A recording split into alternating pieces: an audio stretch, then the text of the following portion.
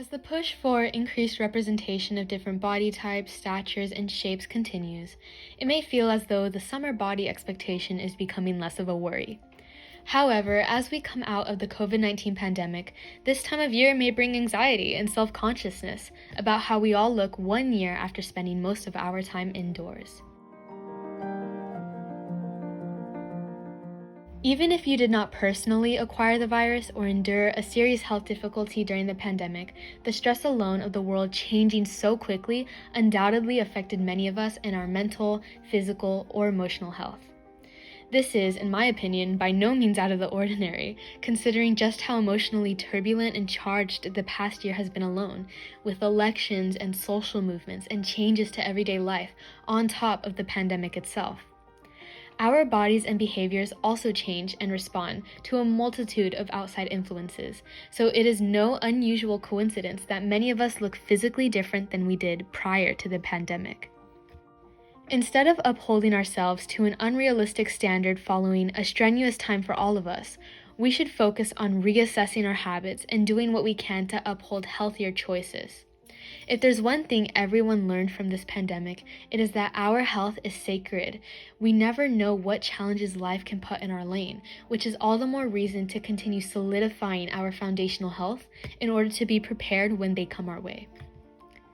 Being outdoors and seeing your friends, family, and coworkers in person, or going out a lot in general for the first time in a long time, is both exciting and nerve-wracking, especially in regards to how we want to be perceived following our 1-year departure from normal life. That is why it is so important to evaluate what this pandemic has taught us in terms of loving and taking care of ourselves. We must acknowledge this summer body expectation in order to approach our lives with more awareness and freedom to enjoy the opening world in the way we want to. Now, before I talk about the problems I see with the concept of a summer body, let's talk about what the summer body expectation we hear so much about really is. If you do not know what a summer body is, you may be familiar with the term beach body or skin season body when people comment body goals under a photo of someone in their swimsuit. You may have seen workouts adapted specifically for achieving a certain body type for the summer. This expectation is everywhere, and it particularly rolls around in the midst of springtime. So let's talk about the problems with this expectation.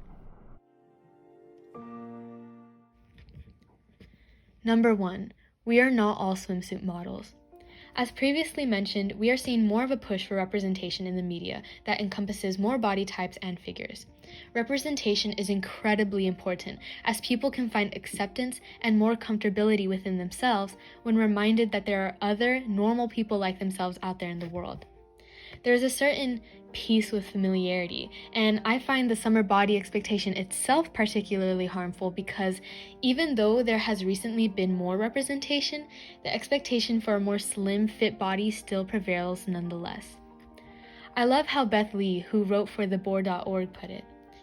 The ridiculous notion that in order to enjoy yourself over summer, you must be toned, camera ready, and 10 times smaller than usual is unrealistic and unfair. Not only does this discourse exclude the beauty of body diversity, but it also creates harmful and dangerous expectations." End quote. Number 2, it disregards the many factors that affect our physical appearance. There's not only a lack of visual representation of the many ways we look, but a lack of acknowledgement of the multitude of factors that contribute to our unique physical appearance. Weight alone is impacted by genetics, hormones, metabolism, and age. Across the world, in cultures and even families, there are varying averages for height and weight proportions, body sizes, and shapes. You may have inherited your mother's wider hips or your father's shorter stature.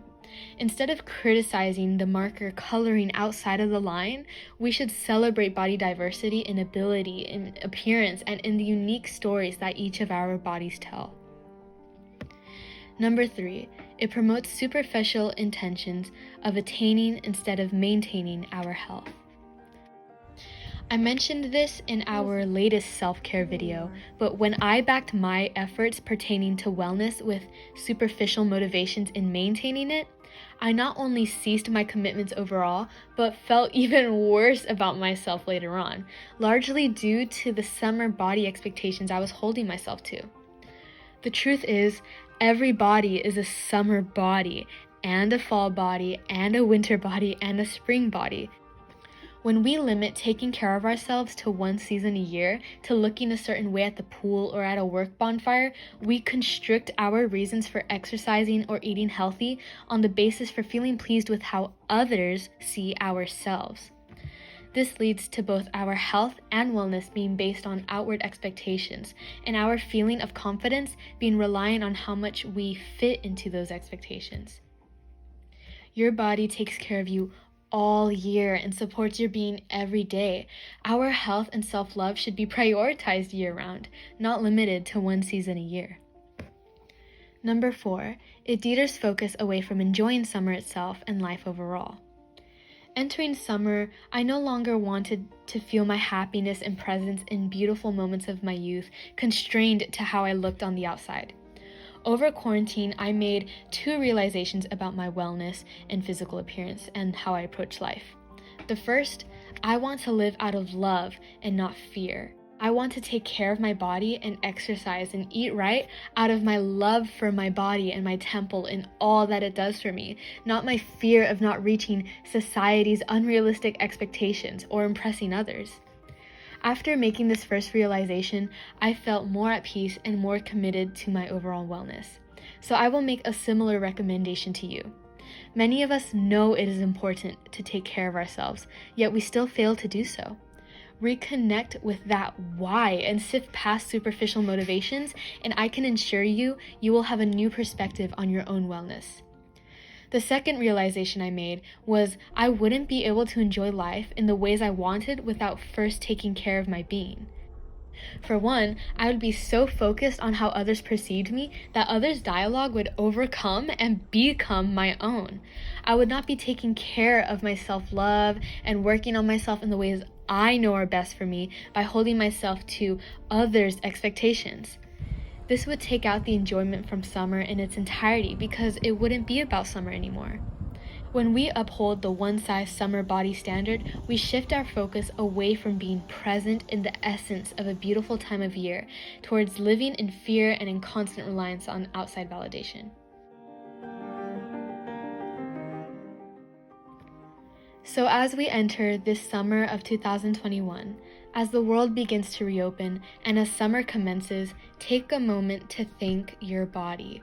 What a tough past year and a half we have all been through, yet here you are, breathing and being.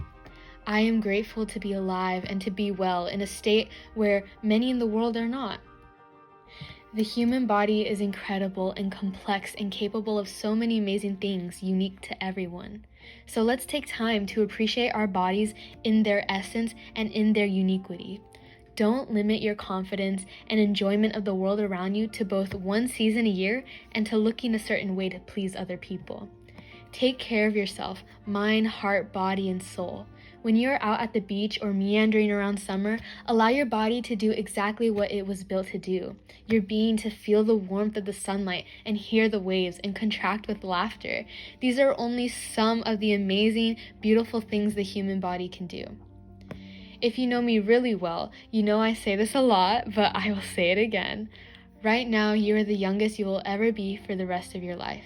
So in my final send-off to you, before we enter upon this season, freaking enjoy the water, the sun, and the life that surrounds all of us. Your body shouldn't determine how you enjoy your summer. Summer should be a reminder of how amazing it is to be alive and present in this world. So now is the time to start.